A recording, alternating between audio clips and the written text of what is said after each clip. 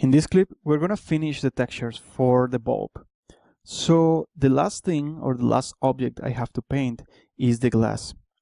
But in this particular case, I will follow a little bit of a different workflow. My idea here is that we're going to take this bulb and we're going to use a Pixar RenderMan layered surface material inside Maya. And because we're going to do that, the only thing I will need to paint here is a set of masks. So what I want to do in order to do that is I will go to our texture set list and I will go select our glass. Then I will go back to our texture set settings and I will get rid of all the channels because I will only work on the color channel of this object. So now that we have only our color channel on this object, I will go to the layers and I will create a glass layer. So basically what I want to do with this one is just add a fill. So I will go here, add fill, and for the color I will just go ahead and pick 100% red, so you can tell red channel is picked as 1, and then this will be all. So we know that we can extract the refractive surface of this object based on the red channel of this color texture. Then I will go ahead and create a new layer, and this layer will be called a stamp. So now that we have this stamp, what I want to do is again add another fill, and this fill is going to be the green channel. So let me move this something about here. I will type 0 for the red, 1 for the green, and 0 for the blue. Alright, so that should give us 100% green color. Now that we have this, what I want to do is basically add another mask. So I will go ahead and paint a black mask. So this will get rid of all the green and we are back to our glass part of the mask. So what I want to do, and just to make clear this point, is that what I want to do is paint here the little stamp that is below the bulbs that tell you how much is the volts of that object.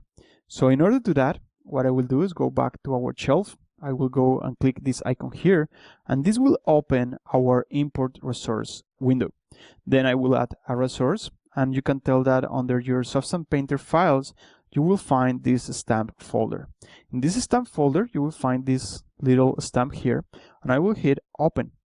So now that I have that there, what I will do is basically select this to be as an alpha and import that texture as an alpha, and I will include this on this current session only. Once I have that set it up, I will go ahead and hit import, and then I will have this on our alphas.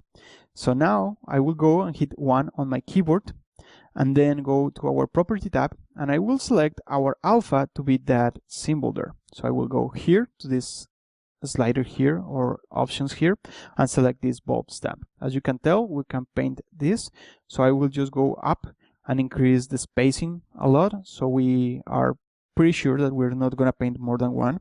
And then I will get rid of my pressure because I don't want to have any pressure on our tablet or my tablet. And then I will go and try to place this something about here. Then for the color, it's already white, so that's what will reveal anything that is below. So on this case, will reveal anything that is masked at this moment, which is the green color. So I will just go ahead and paint and see what we get. So as you can tell, this is working quite well. However, it is a little bit big. So what I will do is just go back. I will go up to our size and maybe pick a value of 6.14 or maybe 7. Alright, so now that I have that, I will just hit once and there you go. We have painted that stamp in the bottom of our bulb. So that will be that. And the next thing I want to do is go and create a little bit of dirtness and add that layer of dirtness in top of the glass and the stamp with our Pixar layer surface. So let's do that. So now that I have that, I will go ahead and create a new layer. So this new layer will be called dirt. And what I want to do is add a fill. Repeat the same operation as we did before. However, I will go ahead and fill this with the blue color. So let me type this 1, or actually 0. For the red channel, then 0 for the green, and 1 for the blue. So we have 100% of a blue color here. Now that we have this, what I want to do is go ahead and create a new mask. So I will add a white mask. And with this white mask working on here, what I will do is go to our shelf tab, and I will go and look for a smart mask. So the smart mask I will use is the one that we used before, that is going to allow us to mask based on the world position map. So I will just drag this one here. So as you can tell, this is working quite well. It's giving a little bit of a story. But the thing that I don't like is that the operation is the exact opposite, because as we know here, the blue color is going to be our dirt, and we want to keep dirt on the edges here. So in order to do that, I will go here to my MG ground dirt, and I will go to our property tab.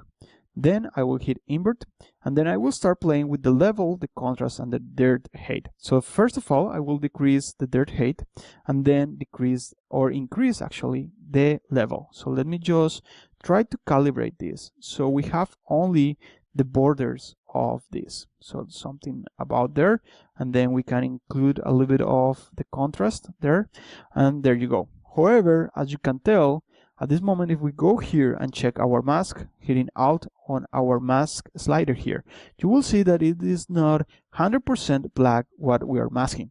So in order to fix this, what I will do is, again, go ahead to our modifiers, and I will add a level slider.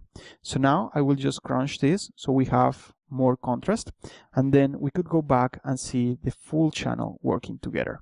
So as you can tell, we have 3 different channels that we can then go ahead and extract to mask our different layers of the Pixar RenderMan surface shader with the layers of that material.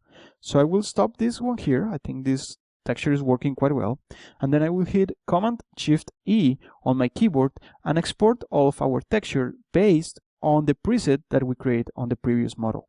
So I will go ahead and to the configuration, I will go down to our RenderMan. As you can tell, all these channels has been created with the name of it, and then I will go ahead and change our extension to TIFF. And our bits are going to be 32 float bits because we want to work linear. And then for the address or the path of the directory, I will go ahead and pick our project folders. So let me just go here to our project folder file, to the Maya files, source images, and I will go ahead and pick the bulb textures. I will hit open. As you can tell, I exported before some textures, but now I will replace them with these new settings, and I will hit export, and this will export all of our texture except for the glass that will export only the color, even though we have here all of our channels. So let me hit export and see how our maps are generated.